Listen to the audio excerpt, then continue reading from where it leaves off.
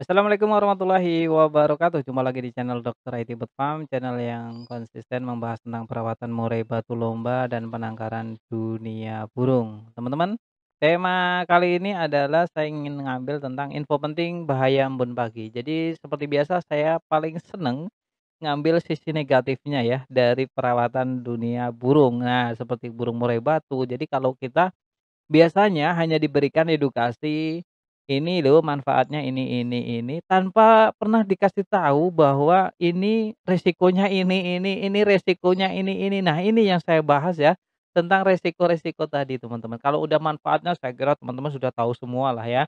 Yang saya ingin jabarkan adalah resikonya, kita sharing saja bersama-sama ya teman-teman. Tapi sebelum masuk ke pokok pembahasan, kita masuk ke intro terlebih dahulu, check it out.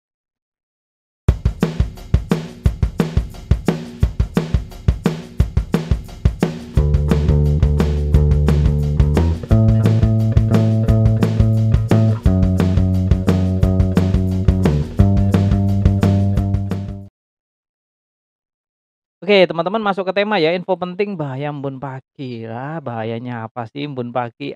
Jangan pernah disepelekan ya.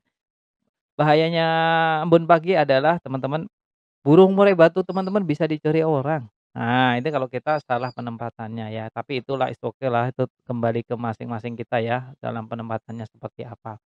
Yang paling sering terjadi di embun pagi adalah dia makan kaper, teman-teman.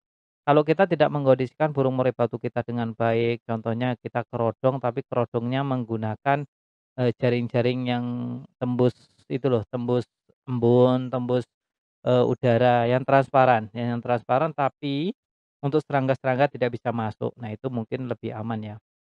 Meskipun aman bukan berarti tanpa risiko, tetap ada risikonya yang menggunakan, jaring-jaring tadi. Nah itu ya, perlu diingat kalau udah makan kaper biasanya tidak selamat kan gitu teman-teman, kalau nggak buru-buru dikasih pertolongan. Yang paling ini yang jelas sih kelembapan berlebih teman-teman. Jadi meskipun embun pagi banyak manfaatnya seperti mereka yang diinfokan ke teman-teman lantas teman-teman melakukan itu, ya, mau tidak mau ya kita memang harus mensiasati bahwa embun pagi itu juga kita harus harus dilihat ya, lihat kondisinya ya, kalau mendung ya jangan gitu. Kalau mendung itu selalu lebih beresiko ya, apalagi kalau habis hujan kita embunkan ya, kita harus tahu diri lah ya kan. Itu kelembapan nanti akan meningkat, akan berlebih ya, yang mengakibatkan pertumbuhan jamur dan bakteri pada burung kita teman-teman. Kita tidak mau kan gara-gara diembun burungnya sakit ya kan. Dan tidak sedikit juga burung murai batu di embun malah bulunya ngembang. Nah, ini salah satu ciri-ciri burung murai batu yang tidak mau kelembapan lebih, karena kalau pagi hari itu pasti kelembapannya ekstrim teman-teman, lebih siang hari panas, ya itu kan sayang ya. Itu nanti, gampang stres juga. Kalau burung murai batu, mengalami kelembapan lebih juga sama dengan kepanasan berlebih, jadi stres pasti itu pada burung ya. Terus, burung siapa nih yang sering diembun, tapi bulunya cepet banget kusam? Nah, ini salah satunya teman-teman. Jadi kalau kebanyakan ngembun dan burung murai batu itu tidak, kondisi dengan embun, maka bulunya cepet kusam, jadi harus hati-hati. Terus makanannya nih, siapa yang diemban-embun doang makanannya nggak pernah diganti dan bersihkan, ini juga berisiko kena jamur atau pembusukan pada makanan. Lantas kalau makanannya dimakan burung murai batu kita, nanti burung murai batu kita akan beresiko terkena penyakit teman-teman. Jadi teman-teman juga harus paham ya. Jadi kalau diembun itu kan, mengandung air yang berlebih ya, air pagi, air embun, nah itu untuk murai batu sehat dan fit itu bagus, tapi kalau, terus-terusan dan over lembab juga itu enggak bagus. Itu akan menimbulkan, resiko penyakit. Karena lingkungan yang lembab juga berkembang biak ideal banget ya bagi mikroorganisme nih, ya. Mikroorganisme untuk, bakteri tadi, jamur ya, untuk berkembang biak dan menginfeksi dari burung murai batu itu. Lantas burung murai batu jadi terkena penyakit. Ini juga untuk pagi hari, jadi tidak disarankan untuk over-over lembab. Jadi kalau hanya kebutuhan sesuai kebutuhan, nggak masalah teman-teman. Yang jadi masalah yang kalau berlebihan tadi. Kan kita sering asal teman-teman, kita nggak tahu fungsinya apa, ngasih dosisnya berapa. Kan yang kita tahu biasanya dosisnya selalu berlebih. Burung murai batu yang di embun juga bisa memiliki resiko tingkat stres yang tinggi, padahal keinginan kita burungnya happy, lantas dia ngeplong, lantas dia kontesnya bagus. Tapi kalau kita salah, menilai, salah menakar-nakar, burungnya malah stres, teman-teman, ya. Makanya karena lingkungannya terlalu lembab tadi dan burung tidak menyukainya, ya kalau tidak suka, lantas burungnya tetap dipaksa di embun, ya akhirnya akan stres gitu ya teman-teman. Itu lain lagi dan masih banyak banget permasalahan kalau kita embunkan, resiko-resikonya ya. Kan kita nggak tahu murai batu mana yang kuat, murai batu mana yang oke ya.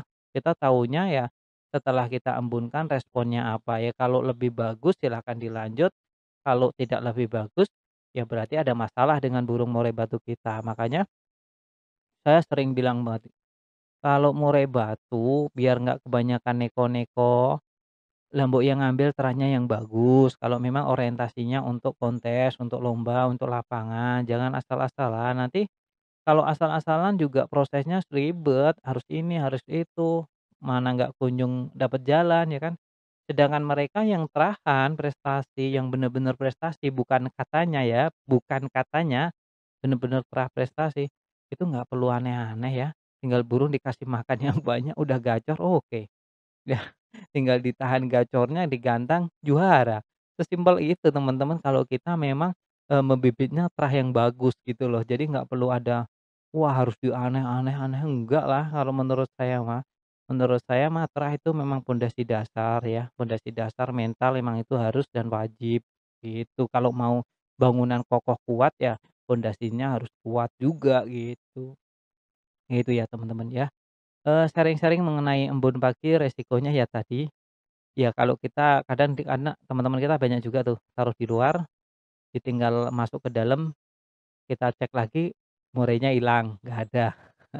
Itu udah sering banget teman-teman, murai batu dijemur hilang, murai batu dijemur makan kaper atau kupu-kupu putih tadi, terus murai batu yang malah disamperin ular, tikus karena dijemur tadi ya.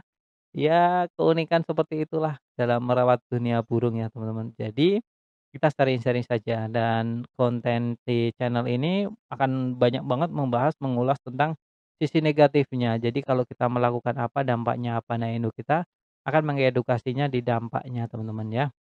Tapi teman-teman jangan takut kalau teman-teman memiliki karakter yang bagus dengan burungnya, maksud saya feeling ya, chemistry, ya teman-teman rawat seperti biasa saja. Ah, murai saya masih oke-oke saja kok. Saya embun juga nggak masalah, saya jemur juga nggak masalah. It's okay teman-teman, itu tinggal dilanjutkan ya. Saya hanya menggambarkan dampak sisi negatifnya bagi burung murai batu yang memang tidak kondusif dengan lingkungan baru, suasana baru, perawatan baru gitu loh. Kalau ini itu ada risikonya ini. Tapi bukan berarti ini bisa diterapkan di semua burung murai batu, itu tidak. Karena burung murai batu saya sering banget bilang, murai batu itu unik teman-teman, tak ada yang tak mungkin. Satu murai batu dengan murai batu lain itu berbeda. Beda perawat, beda karakter, beda resep, beda hasil teman-teman ya. Salam lestari, salam prestasi.